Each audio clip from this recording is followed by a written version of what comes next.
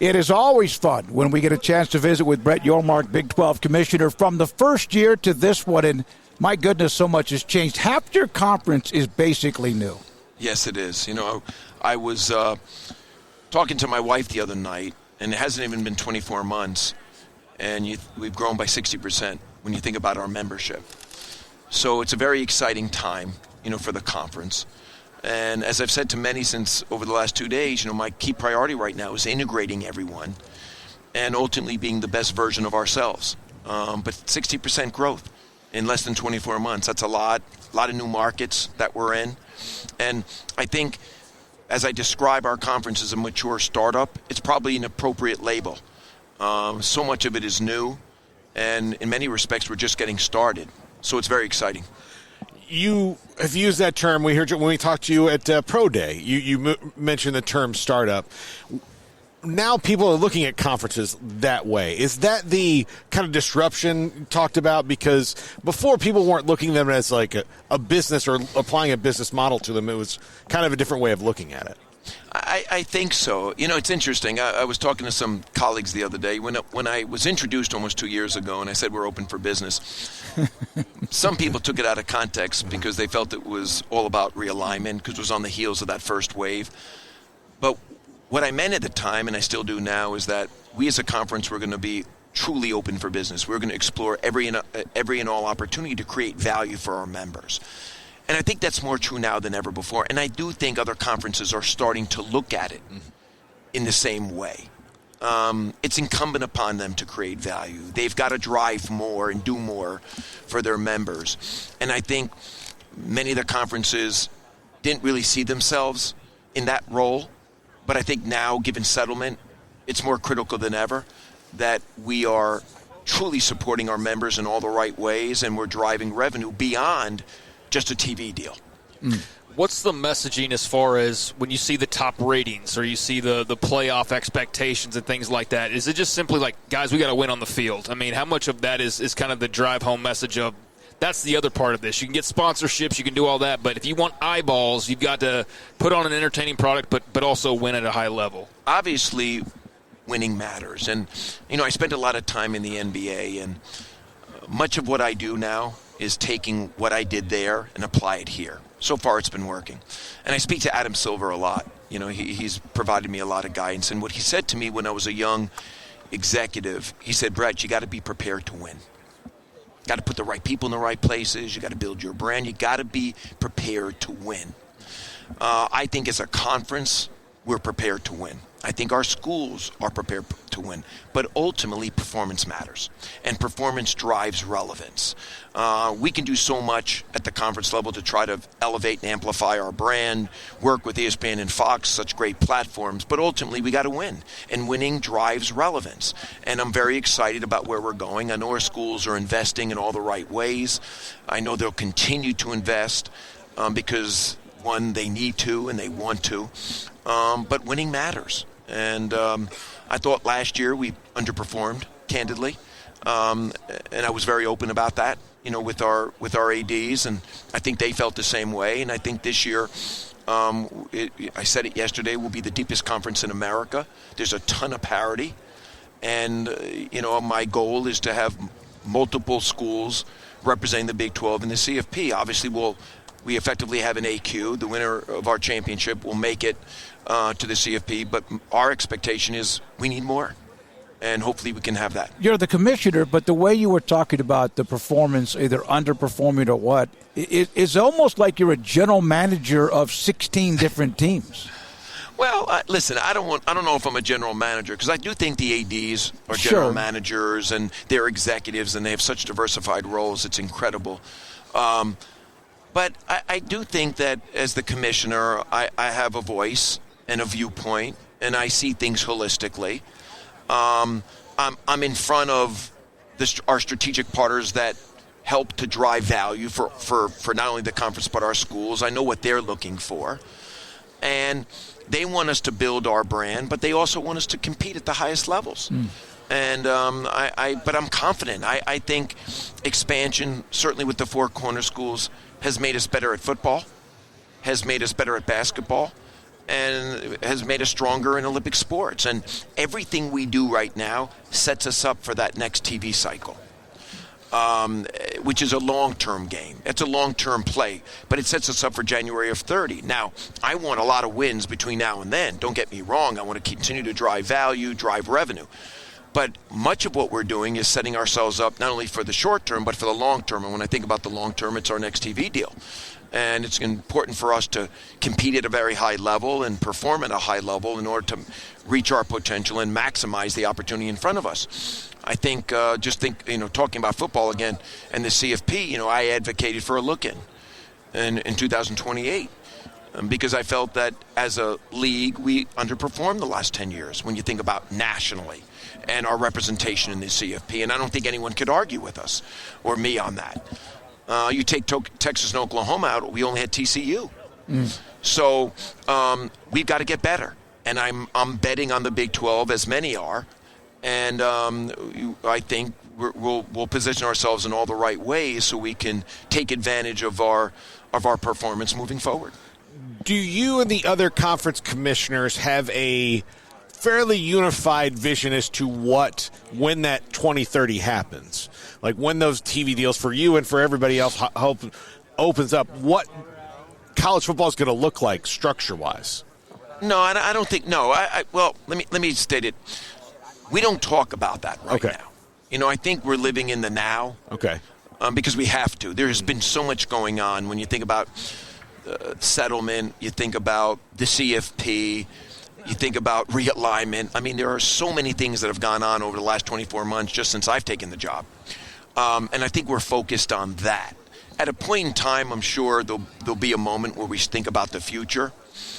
We also need to think about what we do, if anything, beyond 12 schools in the CFP, what the format looks like. Right now, I've been asked, over the last couple of days, what does that look like? And we don't have an answer just yet. And this is only one person's opinion. I think we got to play out 12, see how that works. I agree with you. Okay, see how the first round on campus plays out. And then we can figure out what, if anything, we need to improve on. So there's a lot in front of us before we're truly focused on, 30 and beyond. You are a competitive guy. I think that's very clear, and you have to be as successful as you've been. Is it, and I'm not looking for like the hot quote here or anything, but you understand there's two leagues that kind of run a lot, or that's the perception at least. Is that hard to deal with it sometimes, or just kind of how do you approach the feeling that you're only so much in control and there's others that are always constantly really making the decisions or pulling the strings in the grand scheme of things? I said it yesterday. I'll say it again today. Right or wrong, I don't think about anyone else but us. Okay.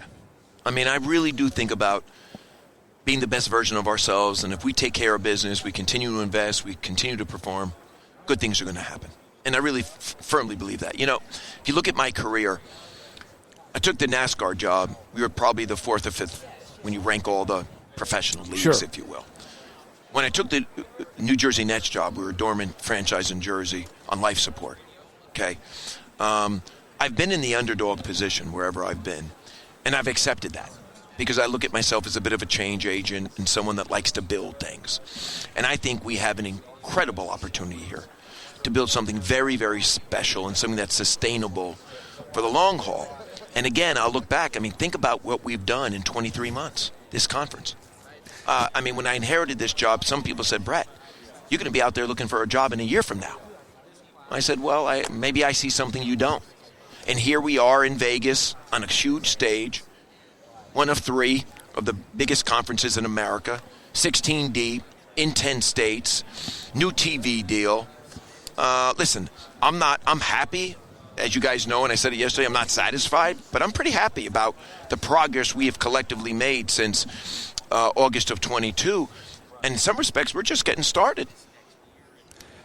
Do you feel like because of the rash of realignment, which you were in the middle of that when you took over and then made the decision about extending the TV deal and then here comes the new team, has realignment almost become like crack where people just they can't get enough of it? That everyone's expecting something that's going to be breaking news today? Well, I think those on the outside probably look at it that way. But from my perspective, and I said this before, realignment only happens when it creates value, or it only should happen. Like, we're not growing just for the sake of growing. But I think our growth has been driven by the outcome.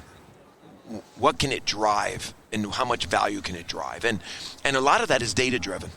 We really look at the data. What do new markets mean? What do new and bigger brands mean? What do bigger fan bases mean to the health and wealth of our conference? That's what's driving our decision-making, not just to expand for the sake of expanding. Do you have anybody that's a part of it? I'm not trying to set up the quote like Craig. Do you have anybody that's a part of another conference that contacts you about what if? No. It's I'm always prepared for the what if. I speak internally to my core team about the what if.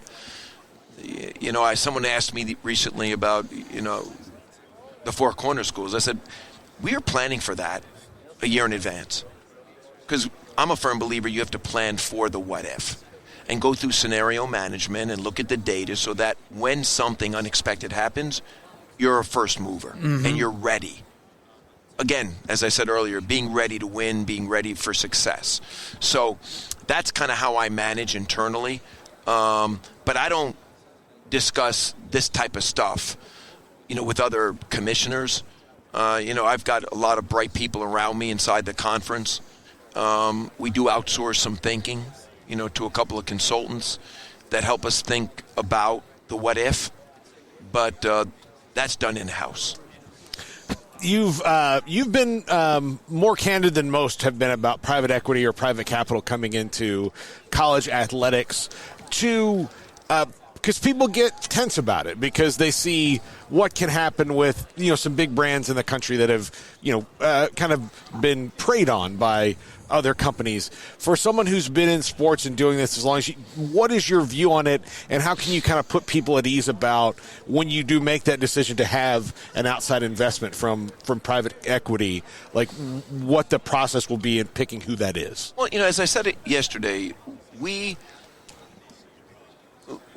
exploring every and all options, private equity being one. Private equity might or might not work, but it's incumbent upon me as the commissioner to explore it, and explore it in a way that best fits our conference. We cannot compromise the long-term future of this conference. It's got to be a partner that brings capital, but also brings strategy, and is the right culture fit. And then as part of all that, you start thinking about governance and what kind of control does someone have, or what does an exit look like, okay? And all these things you discuss, and you try to come up with a model and a structure that really suits us, the Big 12. I don't care what private equity has done anywhere else. Whatever we do is going to have to be bespoke. It's going to have to be customized for us and our needs. And if we can get there with the right partner, great. And if we can't, that's okay. But I do believe, given where we are as an industry, that having someone that can provide capital and having a strategic partner, as well, makes sense on the surface. Now, devils are in the details. Can we get there? I don't know. We'll have to figure it out. But, I've had a lot of discussion with our board, our ADs. I know the type of model and structure that would work for us, and we'll see if it's available. And if it is, we potentially will pursue it. And if it's not available, at least we've gone down that path. We've learned a lot, and we realized it just wasn't for us. You said multiple times over the last 2 days the third best conference in America, and I think there's others like the ACC fans that would definitely push back on that. But just in your mind, when you say that and you put that out there, what's kind of the the thought in your mind when declaring to be the third best conference in America? Listen, I look at our brands, I look at our markets, I look at our future, I look at our fan engagement, I look at different metrics. I just don't say it to say it. I firmly believe it. I think we're one of three. I said yesterday, our aspirations are to be the number one conference in America. Why would I be here to settle for anything less than that? I don't have a crystal ball, don't know if it'll ever happen, But I aspire to be great at whatever I do, and I want our conference to be great. But when I look at where we are today, we're moving up the ladder. You could say that when I took this job, we were number 5, and people would probably be right about that. And I think today we're one of the top 3 conferences in America, and I'll continue to say it.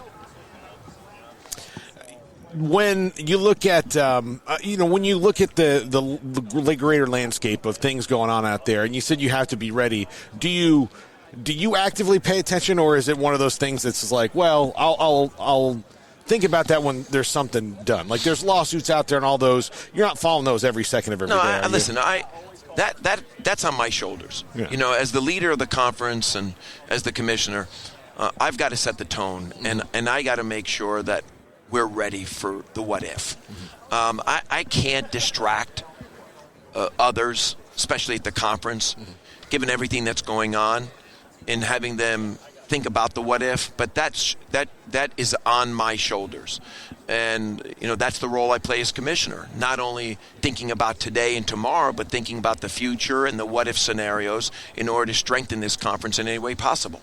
And that's something that I squarely put on my shoulders. Do you have a sponsor for the Big 12 name? Listen, I know that there's been a name out there. There's been names out there, and I can tell you that we are exploring every and all opportunity. Nothing is imminent, and there's a lot that goes in, to a potential naming rights partner. It's the economics truly matter, obviously, but it's got to be on strategy, the right brand. It's got to be a brand that's willing to invest behind the conference by means of helping us elevate and amplify who we are and our narrative, support student athletes. There's a criteria, if you will, and there's no time horizon on the naming rights. I've done naming rights before. I was at NASCAR when we went from Winston Cup to Nextel Cup. I was in New Jersey when our building was the Continental Airlines Arena and we changed it to Izod Center. I did the Barclays Center deal. And there was always strategy behind it. Barclays, we aspire to be global. We were in a global market like Brooklyn's. There's 93 languages spoken in Brooklyn. I went at that naming rights saying, boy, we need a global partner. And we brought in Barclays Bank from London. So I'm going through that same process here, trying to determine what are the hot levers, what are the things that we really need to help us grow beyond just the economics. Did companies contact the Big 12, you, Endeavor, whoever, when you said that they would be interested that you didn't know about? Just so you know, the naming rights is being done in-house. Okay. Any exploration, we Right. brought our sales in-house a year ago. Okay. So everything is being done in-house. Listen, I think there are interested parties out there, for sure. They know the grandness of that opportunity and how big it is. Just look at the speculation that Oh, my goodness, yeah. came out on the day that the leak came out, and that's just a small sample of what the value could be for the right partner. Could you ever see the name of the conference changing other than adding the brand, and the logo at all? I think that's something maybe you brought up before. Do you ever see the logo changing? Well, I mean, I think without a name change and without a naming rights partner, we love the equity behind our current logo, and I think our CMO Tyrell has done a fabulous job in creating a narrative beyond 12, meaning the 12 members. I mean, when you think about the Big 12, I don't think anyone just thinks of 12 members anymore. We're greater than 12 is the kind of the tagline and the positioning we've had, and I think we've contemporized the XII and we've made it a little bit more progressive in how we use the colors. So we've all bought into it across the board. If and when we do a naming rights, we'll have to go back into the lab and say, hey, what do we change and what does it look like? But right now, we love Big 12. We love what it stands for. We love the look, the visual identity. We've put a lot of time and effort into it. And I'm excited about what it represents today versus even when I took the job 2 years ago. Yeah, I mean, especially just it was a name drug through the mud in some ways, and now people hear Big 12, and it's disruptive in a good way, or in a very interesting way. there's so much time spent on looking forward. You get okay, what's next? What's next? What's next? I know that's where you've got to focus, but we're in Las Vegas. You've got Braun Breaker and Big E from the WWE over here. You've got all these different, sponsorships and all these other things being speculated about. You've got these 4 corner schools that were thought to be, no way, they're not getting those guys, and here they are. Here's Deion Sanders representing the Big 12 up at the podium. Do you get a minute to kind of just sit there and go and appreciate how far you have come, and when you look around today, are you just kind of, what do you think when you look around from 2 years ago? I'm going to leave you on this one. Okay. Okay, but it's a great question. And I have a mentor. His name is Jim Dono. He used to be the CEO of Starbucks and ran extended stay hotels, and he's now the chairman of Albertsons. And he said to me when I was a young executive, he said, Brett, take time to celebrate success. Because you don't always have it. Take time to celebrate success.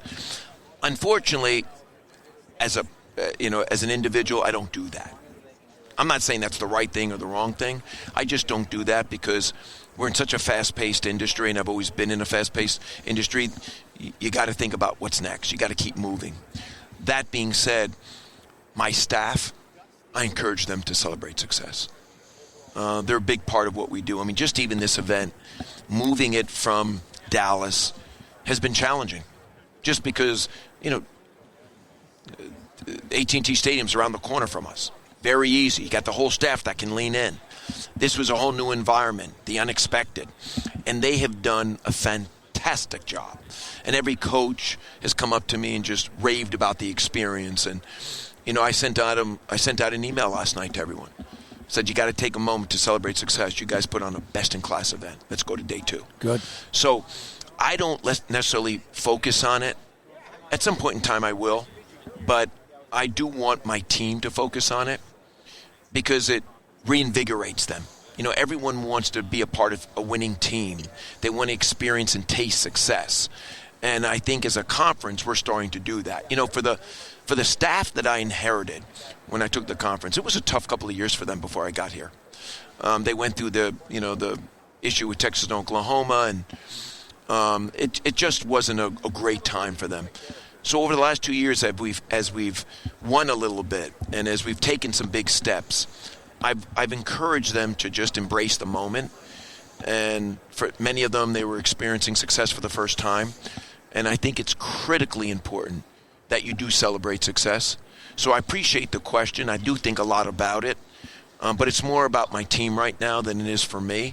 But someday I'm going to look back and say, boy, we accomplished a lot here in a short period of time. But my work isn't done yet. I got a lot of things I got to still do. I aspire for us to be great. And Jay-Z told me once, greatness is a process. And effectively, he was saying it takes time. It doesn't happen overnight. There are no shortcuts. And you'll taste success over time, along the way. But it takes time to be great. And we've had some success already, but we're not there yet. And I got to keep forward and pushing us. We appreciate the access when we get it. Thank you very much. It was great guys. to see you. That Pro Day thing up in Frisco was great. Yeah. We'll be back. We'll be back. Okay, good. Yes. Good. We'll be back. Frisco? Yeah, we're going to do it again. Thank you. Yep. Thank you, Brett. Thank you, Appreciate your guys. time. Okay. Big 12 Thanks, Commissioner guys. Brett Yormark with us, 365 Sports, Big 12 Media Days in Vegas.